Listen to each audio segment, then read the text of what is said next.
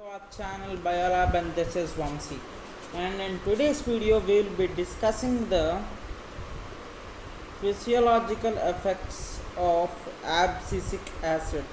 Yes, ABA, abscisic acid. Remember this. All throughout the session I will be just writing ABA. I will not be writing the full form. Yes, in our last lecture we have discussed about ethylene, and in today's video we will be discussing about abscisic acid, ABA. Okay, now let's get into the video without any further ado on the physiological effects of ABA. As usual, let me give you some important points for this abscisic acid, in which one of it is very important.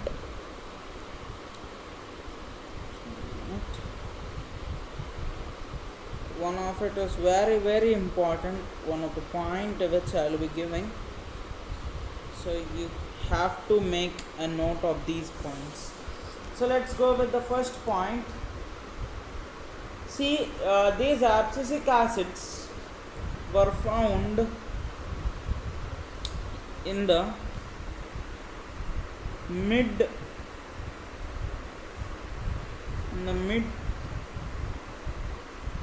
1960s. They were found in the mid 1960s by three independent scientists.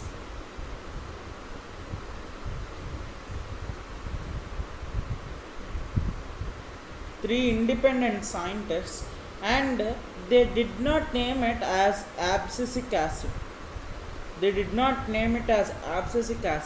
But they gave three different names as inhibitor B. Yes, we all know abscisic acid is an PGI inhibitor, plant growth inhibitor. Inhibitor B. Remember these words. This is the important point which I have just told you, that which is very important. Abscission 2.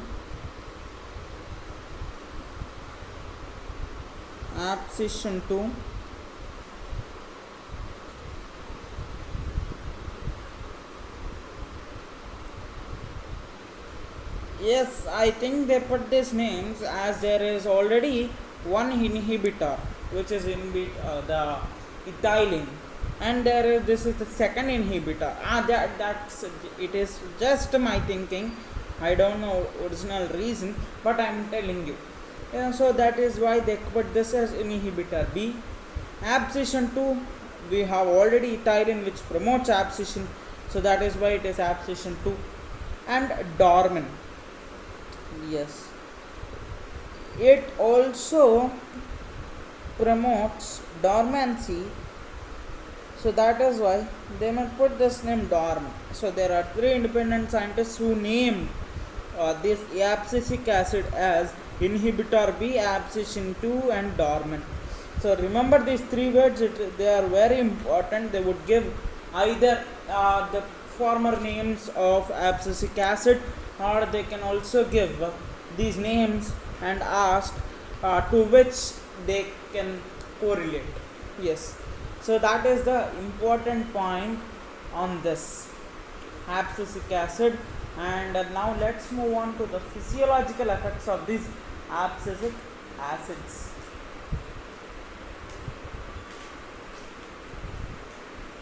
Yes, after this, if I have time, I would also give you the list from where these PGRs are derived. Okay, I will give you the list of that, from where these various PGRs are derived. Okay, now let's move on to the abscisic acid.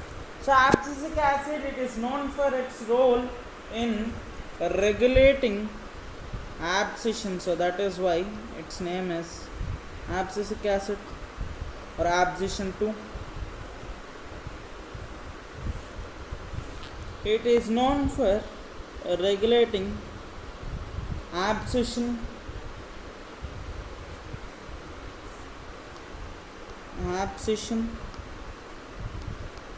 and dormancy. So that's why its name is dormant abscission, abscisic acid or abscission 2. So it is known for regulating abscission and dormancy. Remember this. Okay. Unlike other PGRs, this is a completely inhibitor. It is plant growth inhibitor. And during the starting of the lesson only I have said you that it is a complete PGI, unlike ethylene, which is having both PGP and PGI functions. Rather it is placed under PGIs, but this one is a complete PGI. It has inhibitory activities on the plant growth and also on the plant's metabolism. It inhibits plant's metabolism too, not only plant growth. Okay, this abscisic acid. Okay, now it also inhibits seed germination. So if the abscisic acid is provided to a germinating the seed would stop germinating. It would inhibit seed germination.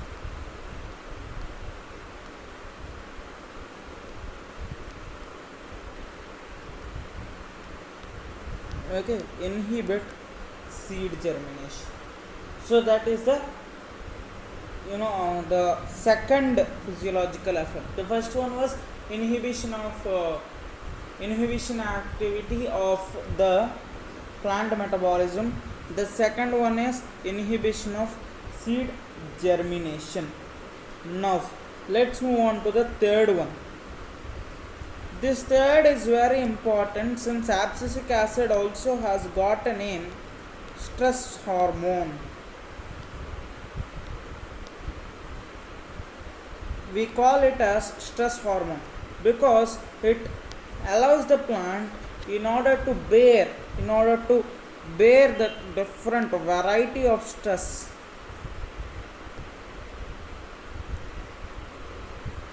One minute guys, let me just decrease the size of the eraser. Just in order to bear different variety of stress. Plant, if this hormone is there, it can bear variety of stress. So as per that only, when water stress is there, when a stress is caused by water, it allows closure of stomata. So stomatal regulation, closure regulation of stomata is also done by abscisic acid when water stress increases. When the stress of the water is increased, this abscisic acid closes the stomata. So that is why it is also called as stress hormone. So we have completed two main physiological functions in the same point, that is under third point.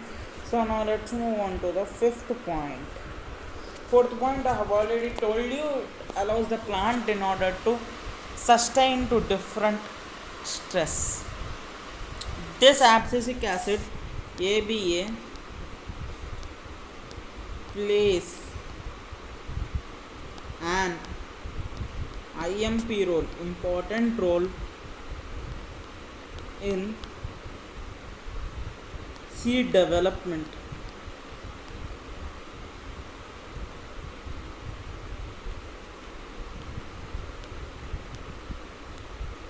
Okay, abscisic acid plays an important role in seed development. Yeah, remember this. It plays an important role in seed development, seed maturation, and also seed dormancy. It plays an important role in seed development, seed maturation, and dormancy. Remember this one again. In order to write the three names, what are the three names? Once again I am repeating them. The first name is inhibitor 2, inhibitor B, abscission 2, and dormin and dormin. Those are the three names given by three different scientists in 1960s, mid 1960s, on for abscisic acid. So that is the fifth physiological effect of abscisic acid. Now let's move on to the sixth one. The sixth physiological effect. It helps the plants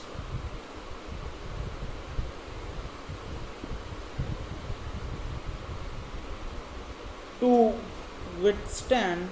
It helps the plant seeds, not plants. It helps the seeds to withstand unfavorable conditions.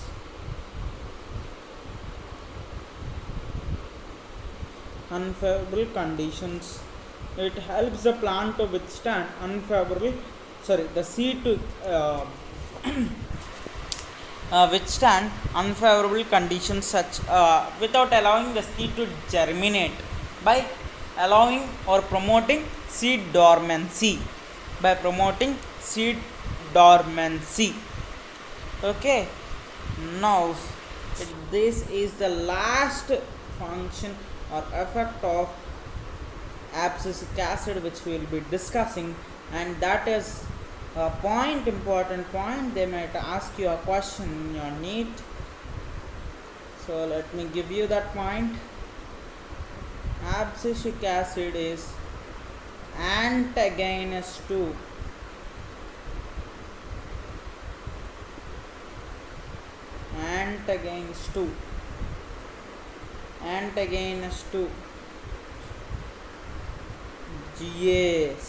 gibberellic acids, gibberellins. It is antagonist to gibberellins. Remember this, write it where you are writing the notes. So it is antagonist to gibberellic acids. Now let me check whether we have time with this. Yes, we have some 5 minutes. Let me give you the list of the origins of these PGRs. Simply, if I say this, from where these PGRs are derived. So since we are talking about abscisic acid, it is derived from carotenoids.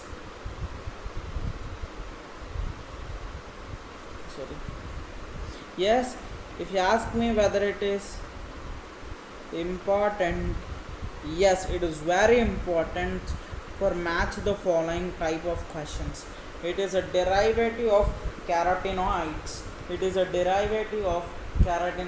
Please remember this.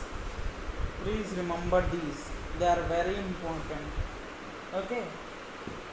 What is a derivative of carotenoids? Abscisic acid. About auxins we already know. They are the derivatives of